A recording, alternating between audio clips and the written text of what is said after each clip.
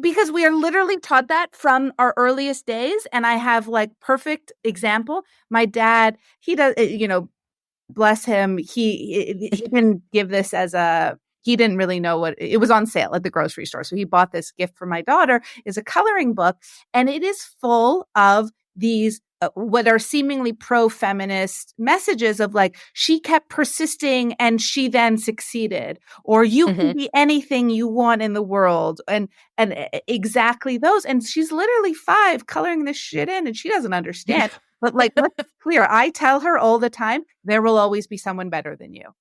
Don't like, she's, but there will always be someone with better, more than you. Like, and maybe I'm a jerk for squashing my 5-year-old's dreams. We bootstrap in other ways, but your grandmother was exactly right. We were fed this belief of exceptionalism, and that unless you are exceptional, you are not worthy. And as you exactly say, we cannot all be exceptional.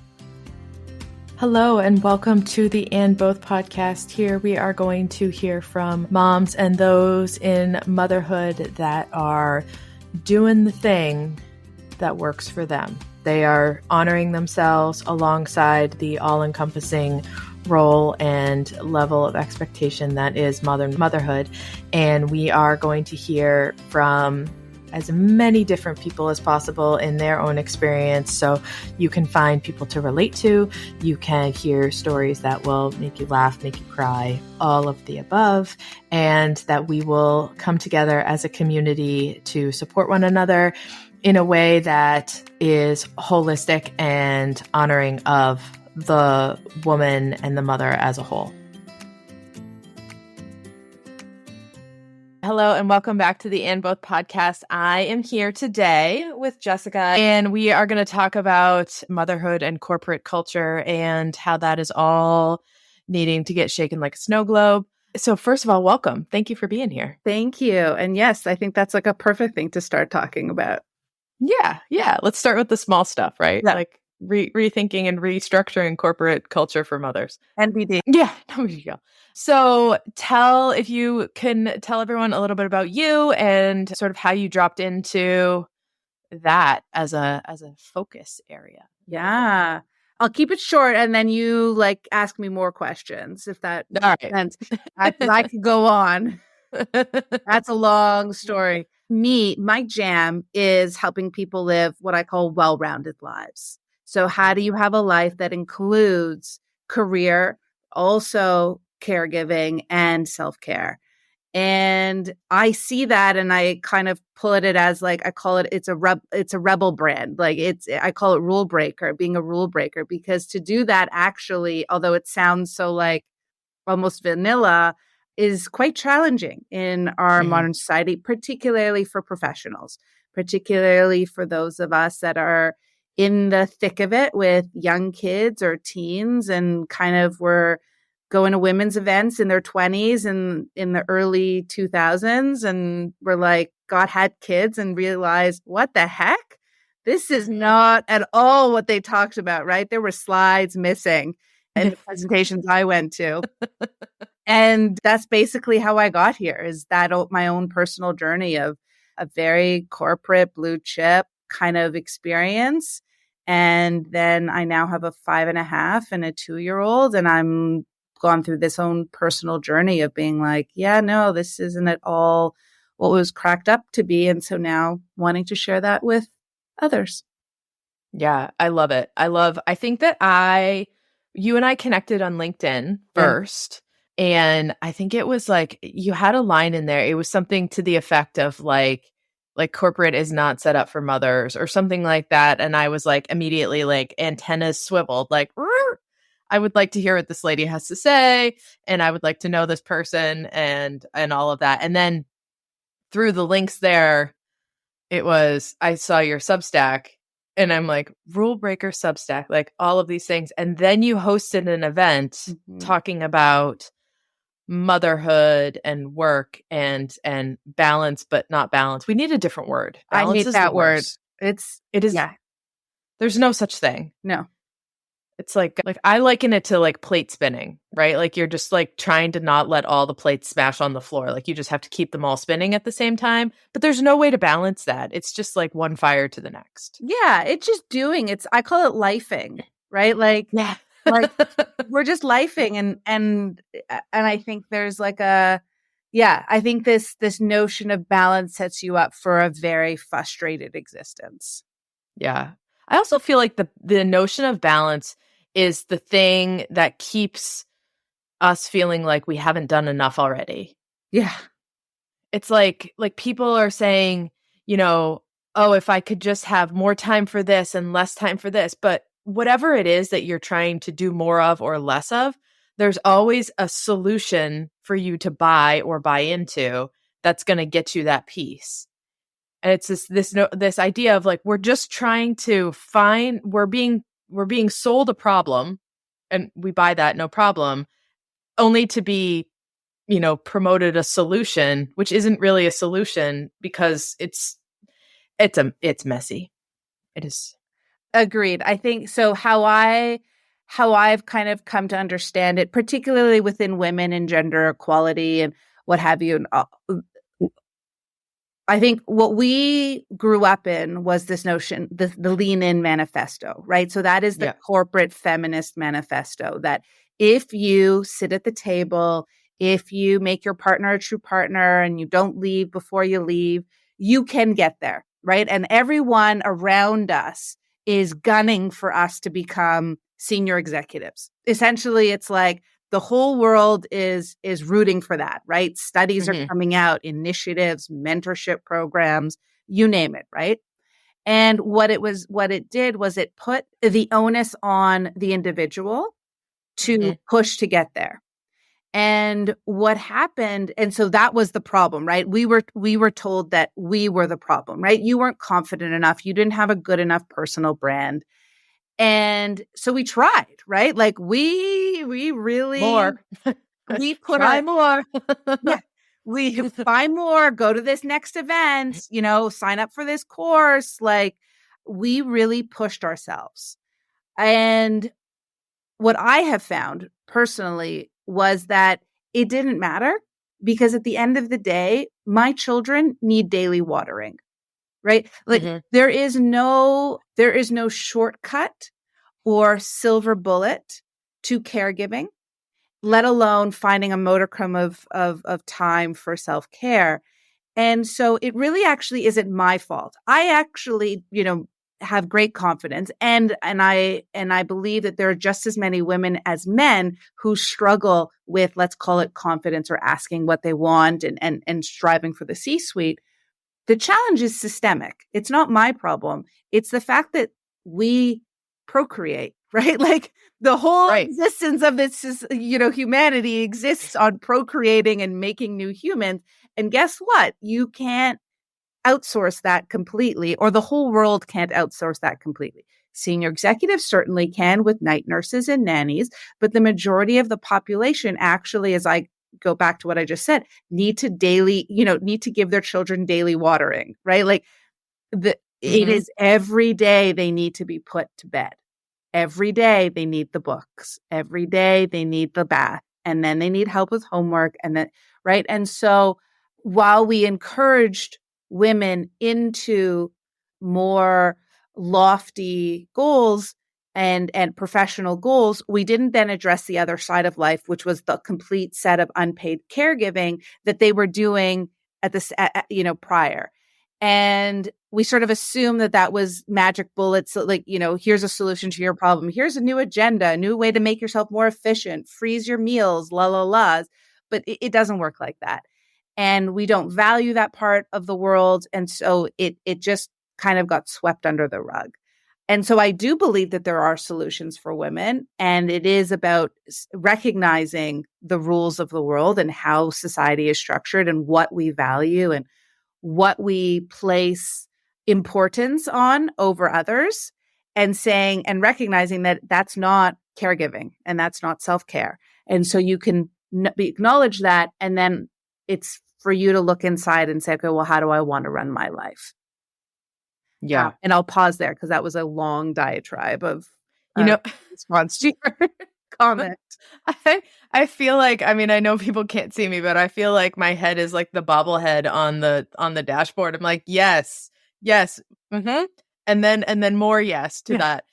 I just, like, I think that is, it's so spot on, because the things that once you exchange goods or services for money, then it has value, right? It's how everything is structured. Yeah. But if you are doing unpaid caregiving, then it's just part of your job description. However, it's an unpaid position. Yeah.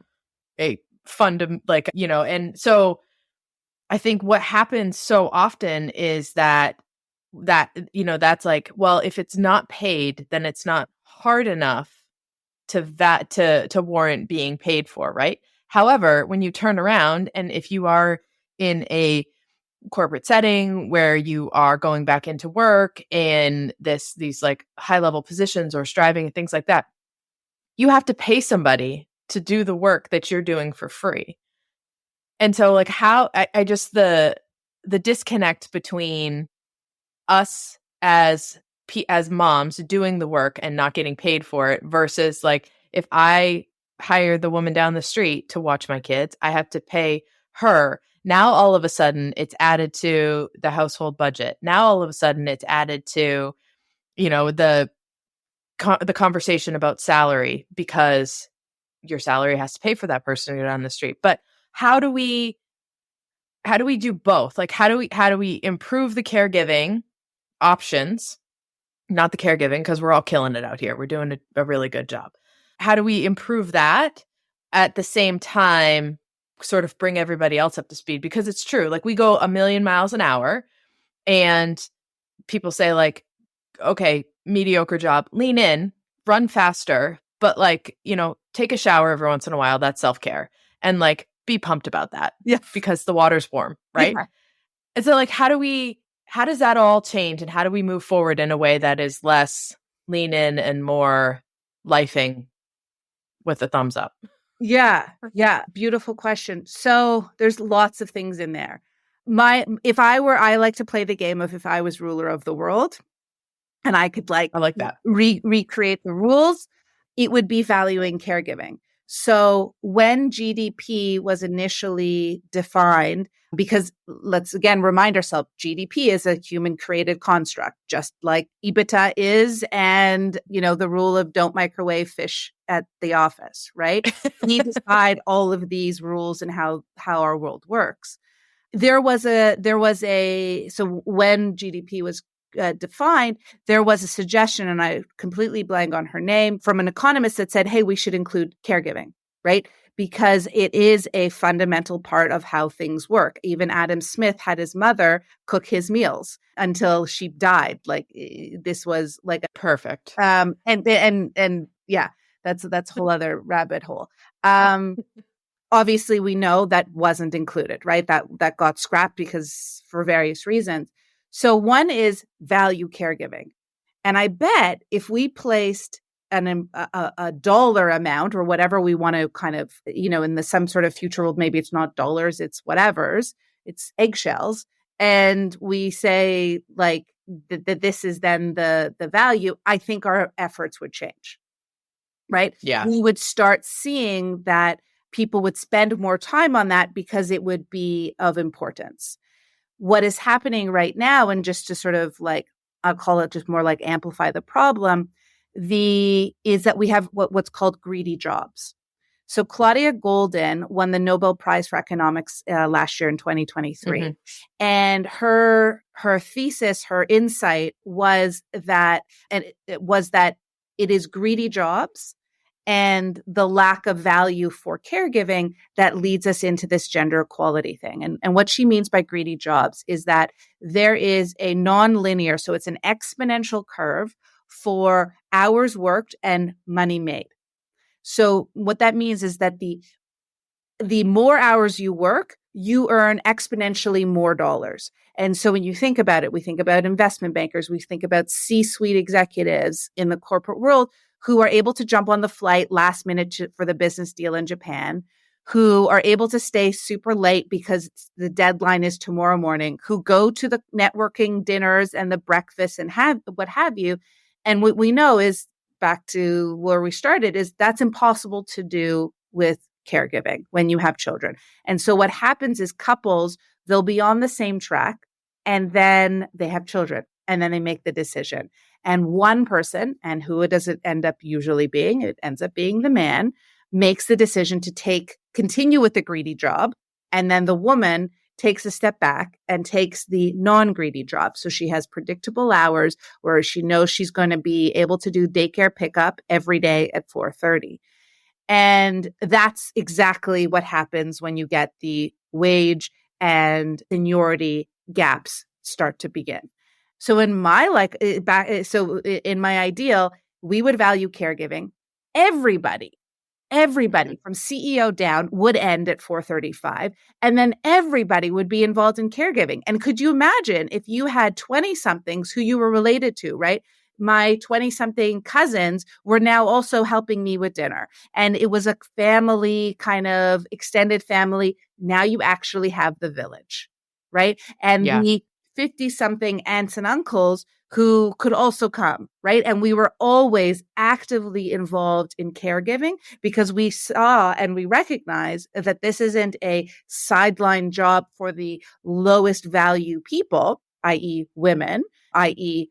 minorities. Like if you think about who is working in our daycares, who is making the $20 an hour type wages, it's, we do have a class system.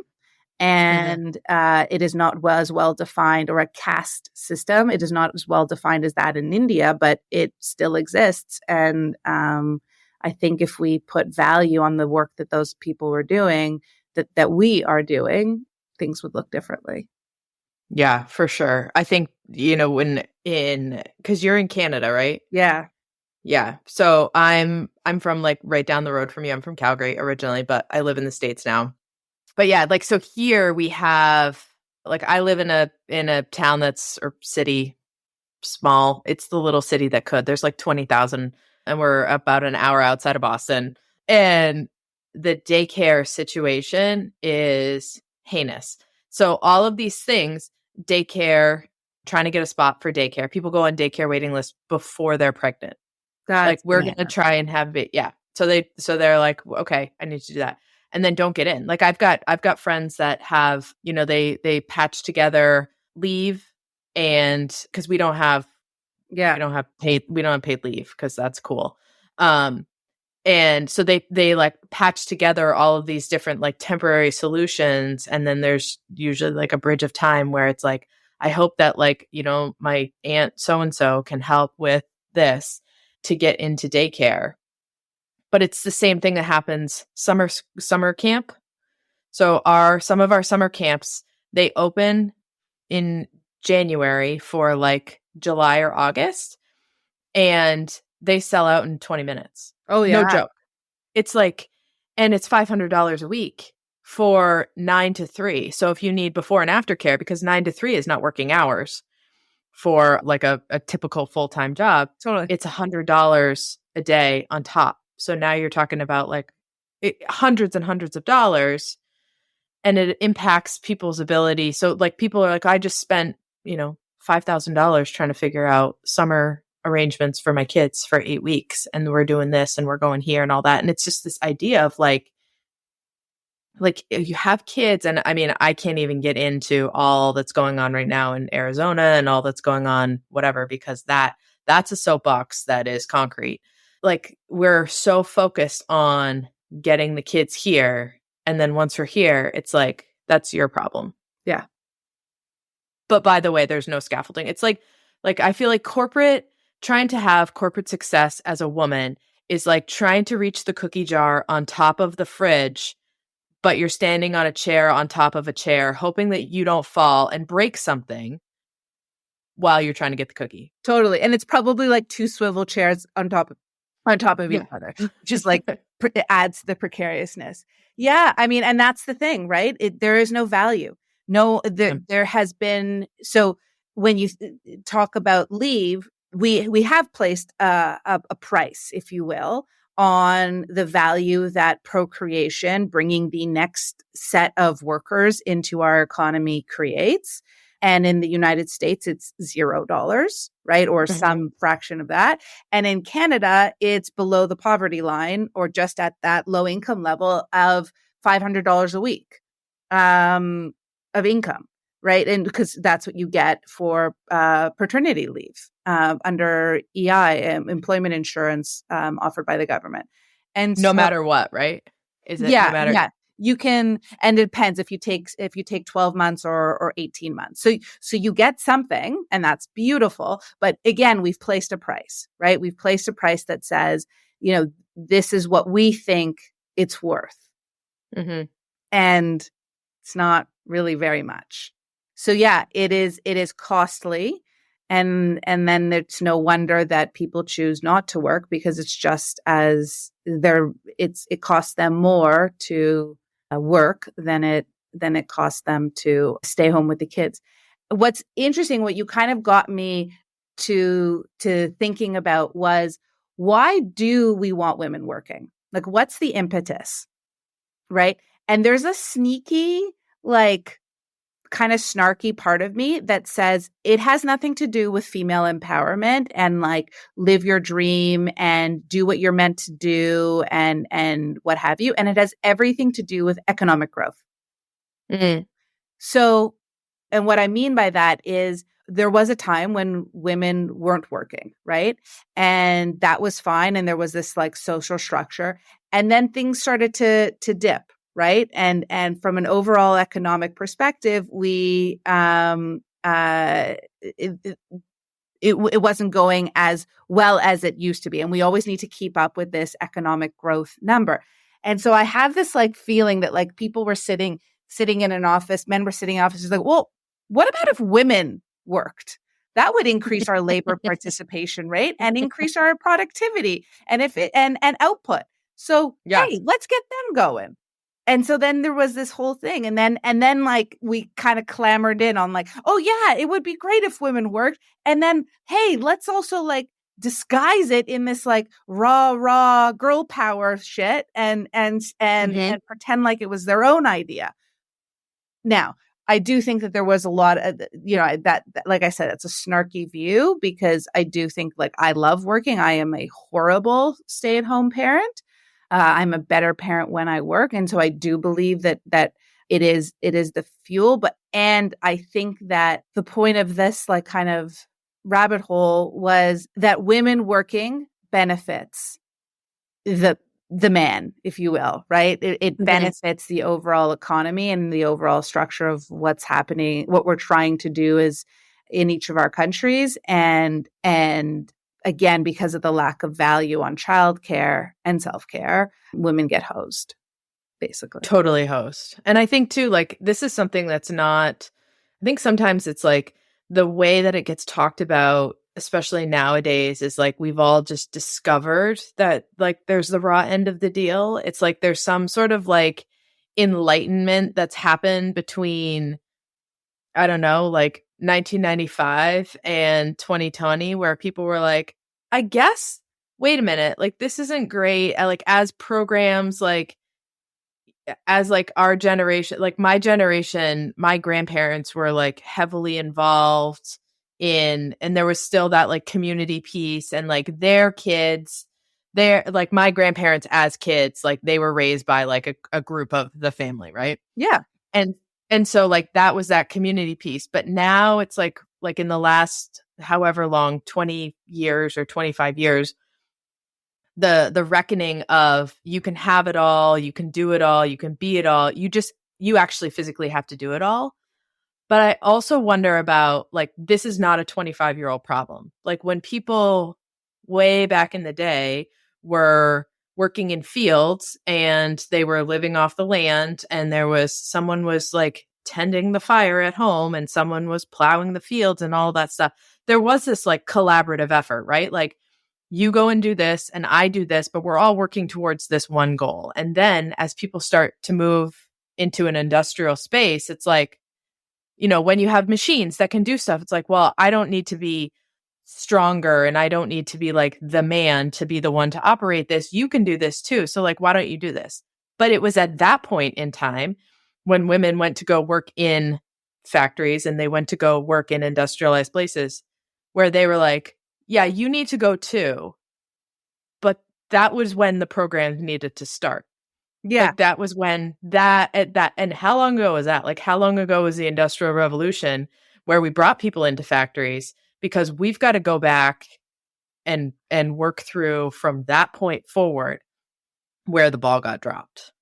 Yeah. So, I mean, and things were way different there then too, right? You actually had children in those factories working too, because they've got really fingers. Oh, like that's all suspect. They're excellent at doing the small things. They can climb into the big vats that you like dye fabric in. And then, you know, whatever, they can climb, they can crawl through tunnels if you're mining. They're fantastic at that if you didn't know. So that's a whole other thing. How I think about it is why it feels so hard to be a professional and a caregiver in 2024 and call it like 5 macroeconomic charts. And there are a bunch of things that have kind of, I think you're onto something, that there's a bunch of things that have coalesced to make what is happening right now even sort of more acute. So one is, versus 20, 30 years ago, jobs are greedier, right? BlackBerry to cell phone, right? Laptops. Now it's everywhere. It's on your watch. The evolution there has been pretty quick to say you can work anytime, anywhere. Travel has gotten cheaper, right? So again, we're traveling more now. COVID was an interesting shift there, but still you're working from home, but now you can be working all the time, right? There's no, oh, I'm not in the office. So jobs have gotten greedier. 2 is the amount of time that parents spend caregiving has increased. So I love that statistic.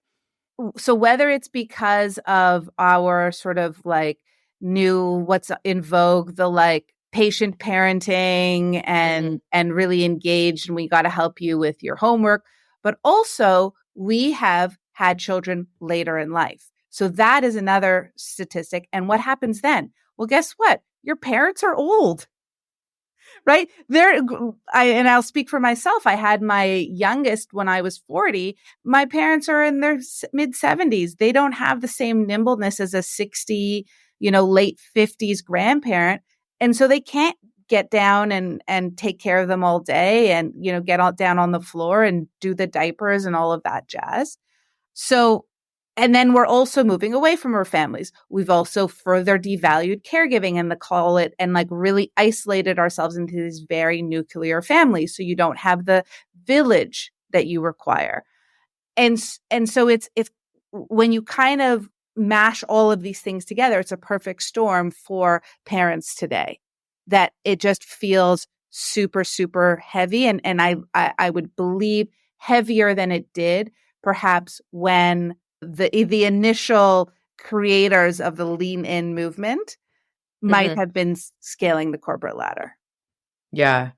I think too, the part that I think the connection that a lot of times doesn't get made is that because we live in such a mobile society, that's great, right? Like we can travel, we can go places. The internet makes the world like feel like a neighborhood and not like a planet. And all of that stuff is great. However, the way in which the way in which caregiving functions optimally is exactly opposite to the global mobility and the super, it's not inauthentic, but the super like shallow connectedness of the world. So like we get on the computer and we look at, ways to ideas for what we can do with our kids' playroom or this activities and stuff like that. And that's great. However, how are you going to do that if you're in California, your parents are in like, I don't know, Connecticut, and then you've got siblings over here and it seems like, oh, it's just a quick plane ride, but there's a big difference between a quick plane ride and like parents living down the street or in the next town or something like that. And that's like we get farther, but we need to be closer, but the world doesn't work that way anymore. And that's exactly it. There's, I think that's like the other like macroeconomic chart that is needed in this, which is we live further apart from our village, right? Yeah. And so then there's also this trust, right? Implicit trust in society. And, you'll also hear parenting experts talk about the fact that kids don't walk home alone anymore or play outside on the street anymore because there's this fear, right? And that's a, even bigger thing outside of just where your immediate kin live, but and more on overall trust within society. So you don't have the stranger that is keeping an eye, that sees a kid doing something and you feel comfortable that they can go into their house for a Band-Aid if they fall, right, off their bike in front of their house. All of that stuff further, so your parents and siblings living a plane ride away, which makes it a vacation or a trip, not a day-to-day sort of lifing. And then the insularness of our families make it so that, again, you're just like compounding the burden on the parents and on people that are meant and then on us that who grew up with this idea that, yeah, I can be anything and I should be CEO. Right. Like there's not only one column. I think too, like that's the other part is like, why is the message always like, if you want to do something, you have to be the number one? Like why does that, how come that is still playing into it? Like we can't, who was it? I'm pretty sure it was my grandmother because she was hilarious, but she was like, we can't all go to the moon, honey. Yeah. And I'm like, no, that tracks. Like, it's like not everybody, there's a first chair in the orchestra. There's not like a 100th chair in the orchestra. Because why are we all fighting? Because we are literally taught that from our earliest days. And I have like perfect example. My dad, he does, bless him. He didn't give this he didn't really know what it was on sale at the grocery store. So he bought this gift for my daughter, is a coloring book. And it is full of these what are seemingly pro-feminist messages of like, she kept persisting and she then succeeded, or you can be anything you want in the world. And exactly those. And she's literally 5 coloring this shit in and she doesn't understand. But like, let's be clear. I tell her all the time, there will always be someone better than you. Don't like, she's, but there will always be someone with better, more than you. Like, and maybe I'm a jerk for squashing my 5-year-old's dreams. We bootstrap in other ways, but your grandmother was exactly right. We were fed this belief of exceptionalism, and that unless you are exceptional, you are not worthy. And as you exactly say, we cannot all be exceptional. And it is very hard to unwind that belief that you will not be exceptional. And then it is very hard to hold that belief constant, because the minute you go outside of your own mind, you get bombarded with these messages. And my like shorthand for this is go and look at the magazine rack in any bookstore, pharmacy. I don't know. Where do they sell magazines in the US? Do they sell them in? Yeah, like convenience stores kind of thing. Stores. Yeah. I'm like, this is going to sound so Canadian that they sell them in the pharmacy. That's where you buy magazines. Yeah. Shoppers Drug Mart. Oh my God, I missed that. And you look at the magazine covers. There is nothing but exceptional. Why would you strive then for anything else? Right. And then we internalize that, and like, it's like this, like we have this like need to be the best at something. So it starts with, we need to be good in school or in sports or whatever, like that thing that you're good at, or that thing that you like to do. And then when you start working, it's like, well, I guess I'm just going to be the CEO. And then you have children and you're like, okay, well, I don't know if that's the thing I want anymore. I don't want. Now I'm going to take that energy and that expectation and I'm going to drive it into parenting. And that, it's just like, how about we have these like feminist coloring books that say like, I'm friggin' tired. You know, like that's, and I feel like that's the like that maybe the next wave of feminism is like, I am a human and I'm trying to human in a world that like is expecting me to be exceptional all the time. Like, I just want a hot cup of coffee and 5 minutes of silence. Totally. Like, And I would say about you're worthy of love. You're worthy of love because you are you. I think that is the fundamental message that has gotten lost. We're not worthy of what we're told is we're not worthy of love unless you are exceptional. And the reality is we are all worthy of love because we exist. So I actually started this thing, I call it the Roundy Award. And it is for people who live well-rounded lives. They have a full career. They are a caregiver and they do self-care. And it is self-nominated. There's no like whatever, and there's no special hoops you have to jump through, except the fact that you essentially reject this common notion of exceptionalism. Yeah. Like you have to be willing to stand there and say like, I am doing a great job. Yeah. And also say that like, yeah. And I value these other parts of my life that aren't necessarily going to get me richer or on a magazine cover. Yeah. I love that. I do a newsletter that I will admittedly say that I've fallen off the wagon on because that stuff is, it's hard. It's so hard. But the end line of the newsletter is you're doing a great freaking job. Put it on t-shirts, like the whole thing. And it's like so many people like email me and they're like I have a friend, she bought a sweater for her daughter and like, wear it into school, or like the other one is not my circus, not my monkeys. And it's just this idea of like, let's just focus on the things that we can focus on and like be realistic and like give ourselves the credit for what we have. Totally. And what we're working on. Totally. Oh my gosh. So I'm totally with you. Roundy awards and just reminding ourselves that we do a great freaking job. And so the LinkedIn, the lives that you've been hosting on there, the workshops that you've been doing, how did that come about? Because I think that those are incredible. The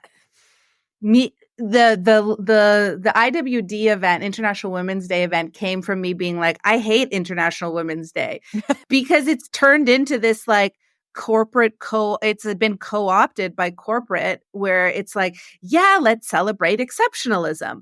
And the roots of IWD are actually revolt and anger and progress and strikes and protests. And I said, well, listen, I will pump up women 364 days of the year. I want to take this one day and still focus on what is next and what do we need to continue to evolve. And to me, the what is next, among many things, because there are, I'll call it more severe women issues that are present in our world. Let's talk, autonomy and decision over reproductive rights, and female genital mutilation, on and on.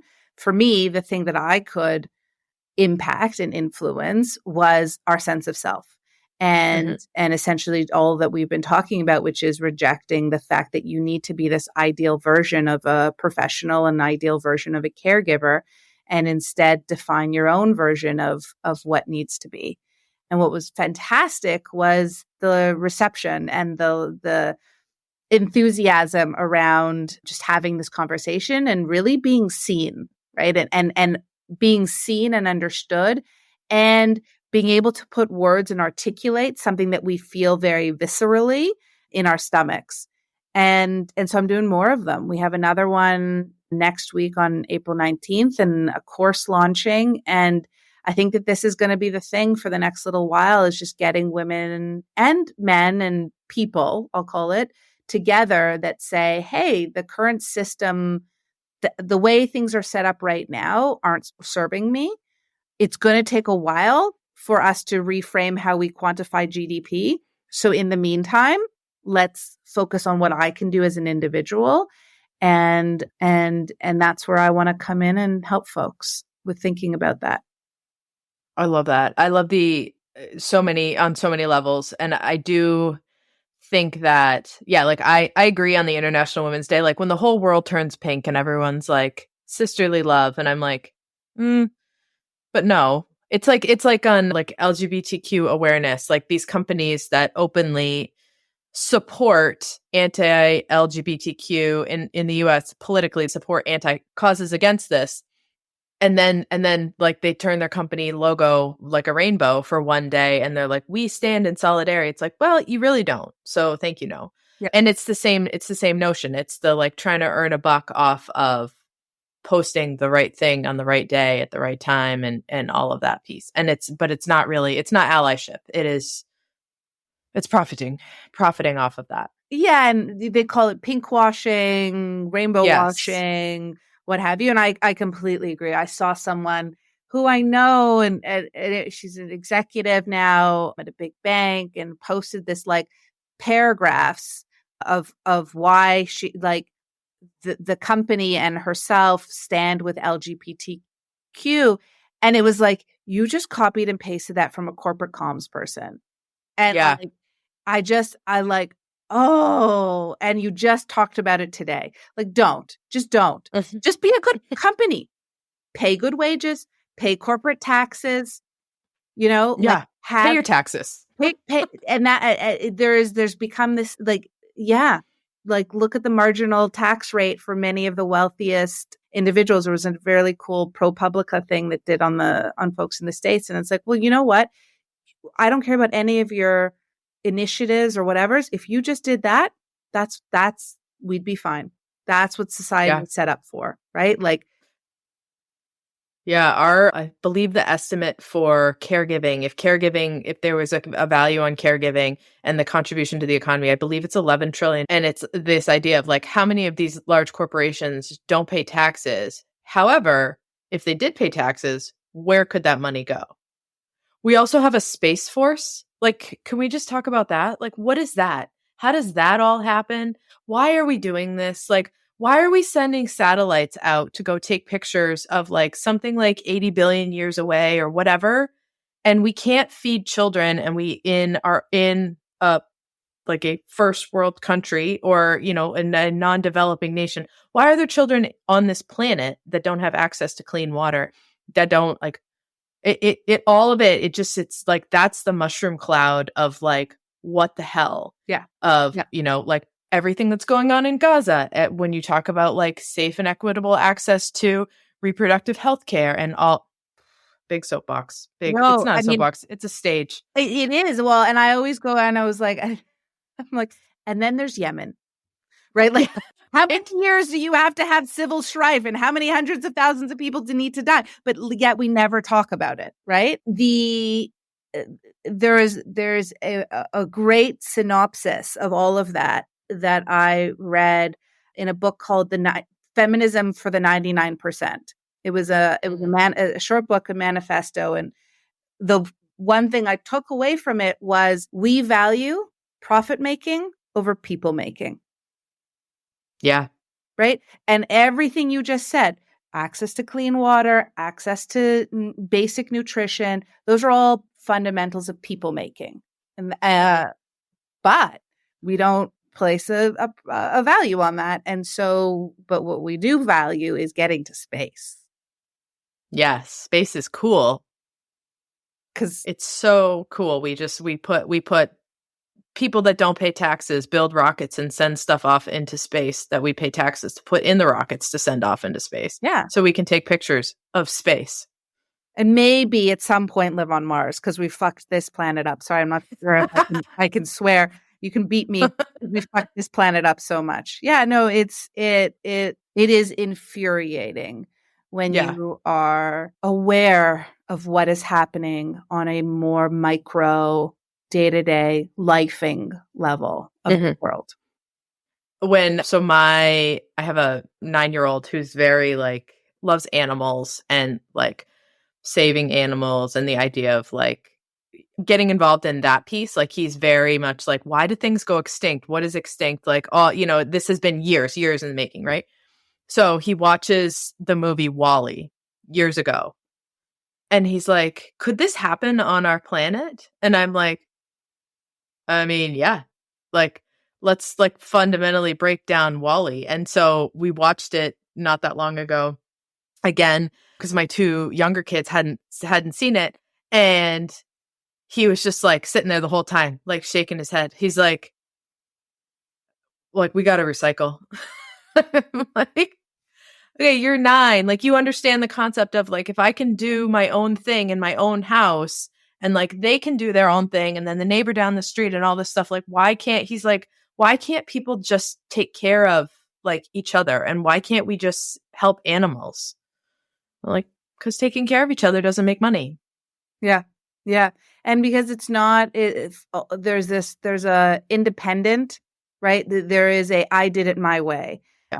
And no, we all feed in to the American idealism of the American dream, right? That's become the thing. And the American dream is only possible when you did it, right? I did it myself. And then you get into the exceptionalism. It's the independent individual that is exceptional and they did it. And so those two concepts cannot coexist. I need to be thoughtful of what am I doing today and how is that impacting not only my neighbors, but my future generations of neighbors, does not coexist with how am I rising myself up to be above the fold and, rise above everyone else. So it is fundamentally baked into our culture and way of thinking. It's really sad. Yeah. And now you have the younger generations who are not having kids, who are totally deciding, I'm out with this idea. Yeah, I know. And it's just, it's like how much there's so much tension in every direction. It's like, how do we make it, how does everyone just sort of like relax? It's like having too many people on the trampoline. Like, how do we make the trampoline stronger so that people feel like they can bounce on it? Or how do we figure out like what needs to be taken off the trampoline? Because you can't put a car on a trampoline and still bounce it. Yeah. So like, how do we make it make sense? And so the big question in all of this, well, it's not really the big question, but the person question, the life in question in all of this is, so like, you have this experience and this background in the corporate world and in making these different choices and in getting involved in these activities and getting involved in trying to like bring the action. Like, how do you take care of you in all of that? Yeah, two things. One is, well, maybe more than two, but I'll start the list. My first entry into working world at 23 was a McKinsey consultant, so I have to do things in lists. One is I educate myself on what's going on, right? So being able to know all of this stuff, to me, like, you see the matrix, right? And now I understand it, and so I don't. Before understanding this, I've just felt angry, like just frustrated and like, wow, right? And exhausted and burnt out, and you continue this cycle. Understanding this stuff grounds me. 2 is I actually physically removed myself. So I was born in Toronto and then lived downtown, had our first child downtown, and was in that, like, we didn't have a car. Like, we were corporate. The equivalent of Wall Street is Bay Street in Canada. Worked on Bay Street, that kind of life. I physically removed myself, and I now live in similarly a small, it's called a town. So UNESCO or whatever, they came up with like a new like way to categorize, and you have to be, in order to be a city, you have to be above a certain amount of people, and there aren't that many. This city was downgraded to a town. I mean, there were 150,000 people, but so physically removing myself has been a game changer.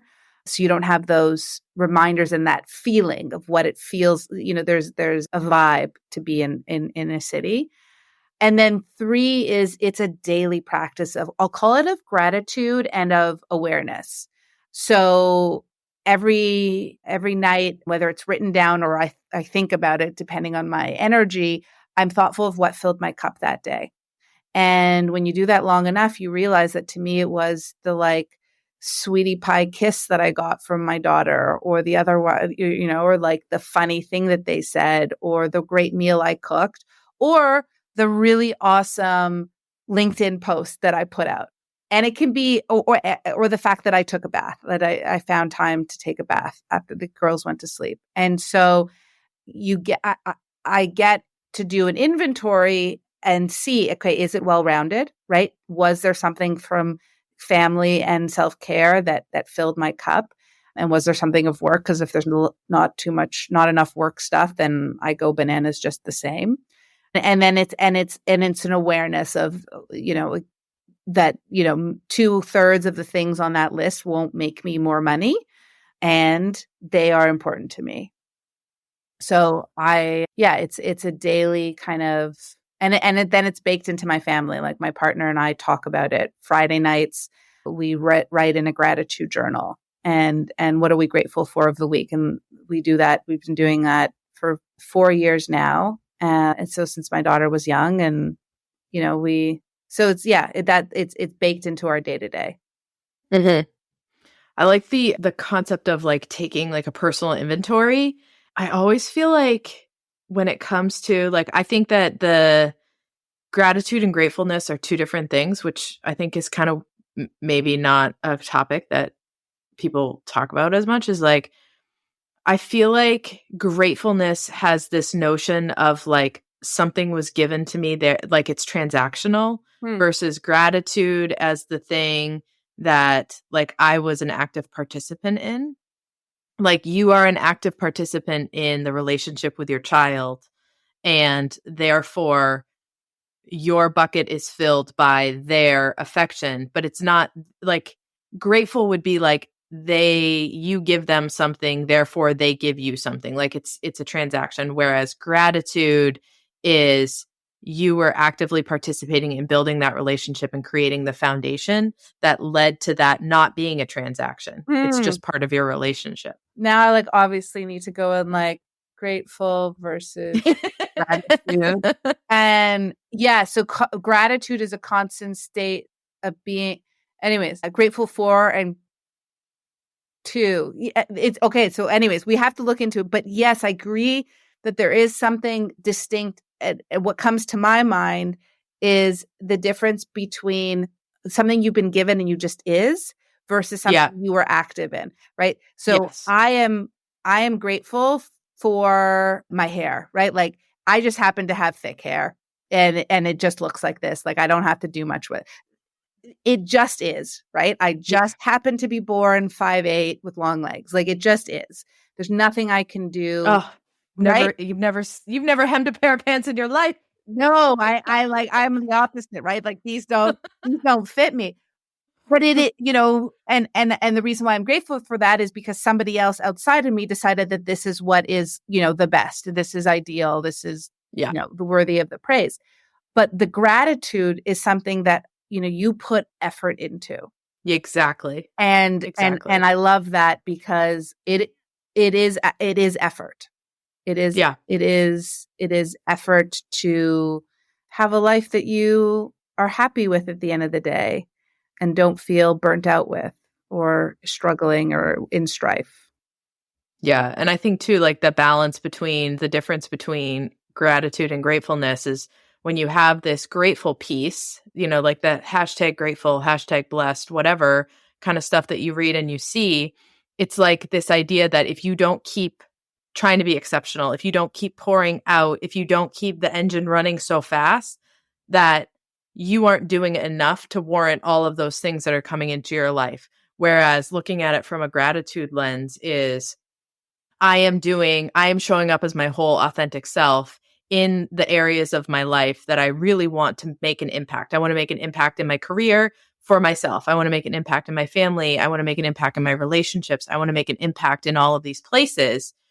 And it is a reciprocal relationship versus I do this, therefore I get this. Oh, that is beautiful. Beautiful. and I now need to think about it and probably like, that has spawned me some thinking and maybe a future post too. Oh, I can't wait. Yeah, because I think that we're all trying. I honestly feel like in all of the different ways that we're doing this, whether it's corporate, whether it's motherhood, whether it's like authentic social media, whether it's all of these pieces, that there's so many of us out there that are trying to get to the same place. And we just all have a different perspective and a different history that we're bringing to the table when we do that. But that we all want that. Like, we all want to feel like what you do is enough. You are worthy of the things that you have in your life. You are you, and you are amazing because you are you, not because you are whatever. And that when we get to that place where we can all sort of like put the shield down, then that eliminates this, like, the elements of like cattiness and like one seat at the table and all of those things, because we all realize that we have this inherent value that we bring with us, and that we do not require things to be given to us in order to be of value or have value. Yes. Yeah.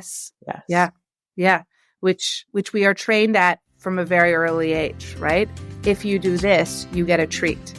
If you sit still, we'll go to the store for a present, right? Love it. Oh, I love it. Well, so let everybody know where they can find you, your Substack, and read all of your incredible work and your next event and your course and all that. Where can everyone find you? Yeah, so you can find me at rulebreaker.substack.com. And then otherwise, I would say find me on LinkedIn. Everything is in my profile.